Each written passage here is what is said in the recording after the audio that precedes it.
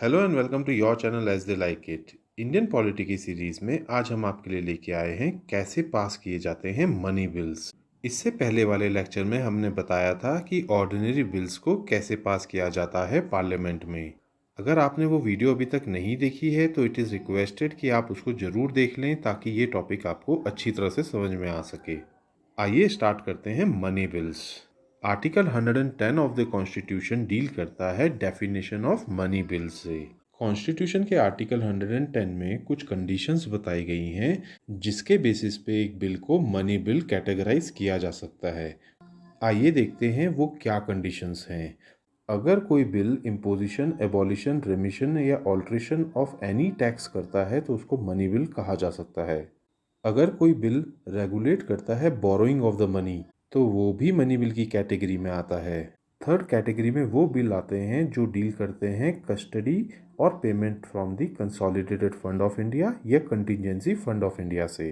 Next category में वो bill आते हैं जिनसे कि पैसा निकाला जाता है from the consolidated fund of India. किसी भी एक्सपेंडिचर को डिक्लेयर किया जाना कि वो चार्ज किया गया है on the consolidated fund of India, इसको भी मनी बिल की कैटेगरी में रखा जाता है।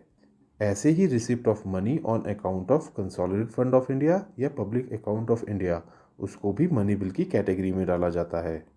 इसी के साथ कुछ ऐसे बिल्स भी बताए गए हैं जो मनी बिल्स की कैटेगरी में नहीं आते हैं, जैसे कि इम्पोजिशन ऑफ फाइन्स या पेनल्टीज को मनी बिल की कैटेगरी में नहीं रखा जाता है।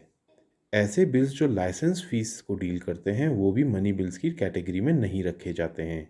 और इम्पोजिशन, एबॉलिशन या रेमिशन of any tax of local authority for local purposes को भी मनी बिल की कैटेगरी में नहीं रखते हैं।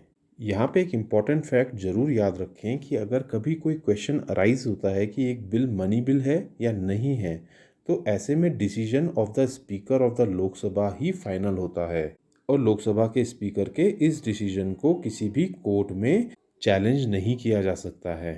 जब भी मनी बिल को राज्यसभा में भेजा जाता है या फिर प्रेसिडेंट की एसेंट के लिए भेजा जाता है तो उसके ऊपर स्पीकर एंडोर्स करते हैं कि ये बिल मनी बिल है। आइए अब जानते हैं मनी बिल्स को कैसे पास किया जाता है, क्योंकि कॉन्स्टिट्यूशन इसके लिए एक स्पेशल प्रोसीजर बताता है। सबसे पहली और इम्पॉर्टेंट बात यह है कि मनी बिल को सिर्फ लोकसभा में ही इंट्रोड्यूस किया जा सकता है, राज्यसभा में इसको इंट्रोड्यूस नहीं किया जाता है। सेकेंड इम्पॉर्टेंट बात यह है कि मनी बिल को इंट्रोड्यूस करने से पहले प्रेसिडेंट की इसमें रिकमेंडेशन जरूरी होती है। और थर्ड कंडीशन ये है कि मनी बिल जो होता है वो गवर्नमेंट बिल होता है और इसीलिए इसको एक मिनिस्टर ही इंट्रोड्यूस कर सकता है। लोकसभा से पास हो जाने के बाद मनी बिल को राज्यसभा में भेजा जाता है for the consideration. As far as money bills are concern, Rajya Sabha की मनी बिल्स को लेकर पावर्स रेस्ट्रिक्टेड होती हैं।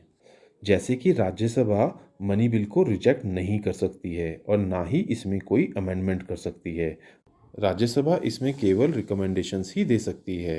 नेक्स्ट इंपॉर्टेंट कंडीशन ये है कि राज्यसभा को लोकसभा को ये बिल 14 डेज के अंदर रिटर्न करना होता है, चाहे उसमें रिकमेंडेशंस दी हों या नहीं दी हों। लोकसभा राज्यसभा की दी गई रिकमेंडेशंस को एक्सेप्ट भी कर सकता है या फिर उसको ऑल टुगेदर रिजेक्ट भी कर सकता है। अगर लोकसभा कोई भी रिकमेंडेशन को एक्सेप्ट कर लेता है तो ऐसा माना जाता है कि बिल को दोनों हाउसेस ने पास कर दिया है इन दी मॉडिफाइड फॉर्म।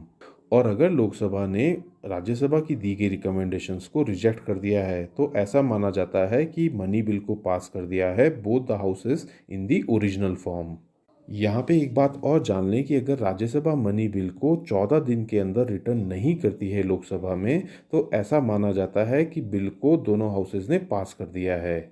कहने का मतलब ये है कि ऑर्डिनरी बिल में तो राज्यसभा और लोकसभा की इक्वल पावर्स हैं, लेकिन मनी बिल की बात करें तो राज्यसभा की पावर्स काफ़ी लिमिटेड हैं।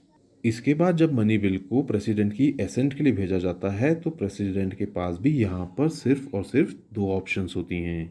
या तो प्रेसिडेंट इसको मंजूरी दे सकते हैं या फिर अपनी मंजूरी को विदहोल्ड कर सकते हैं, बट प्रेसिडेंट मनी बिल को रिटर्न नहीं कर सकते हैं for the reconsideration of the houses. आइए अब ब्रीफ में देख लेते हैं क्या डिफरेंसेस होते हैं between the ordinary bill and the money bill.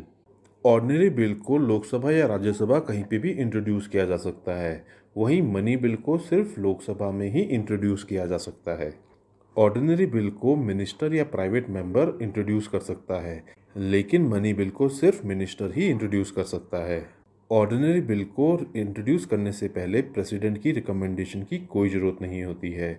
वहीं मनी बिल को इंट्रोड्यूस किया जाता है only on the recommendation of the president. Ordinary bill को अमेंड या रिजेक्ट कर सकती है राज्यसभा, लेकिन मनी बिल को राज्यसभा अमेंड या रिजेक्ट नहीं कर सकती है। ये मैक्सिमम उसमें रिकमेंडेशंस दे सकती है। तो दोस्तों, ये थी हमारी कवरेज रिगार्डिंग मनी बिल्स। अगर ये वीडियो आपको पसंद आई हो तो हमारे चैनल को लाइक एंड सब्सक्राइब करें। साथ ही इंस्टाग्राम और टेलीग्राम से जुड़ें, जहाँ की हम फ्री PDF और फ्री क्वेश्चन बैंक देते हैं। Thank you.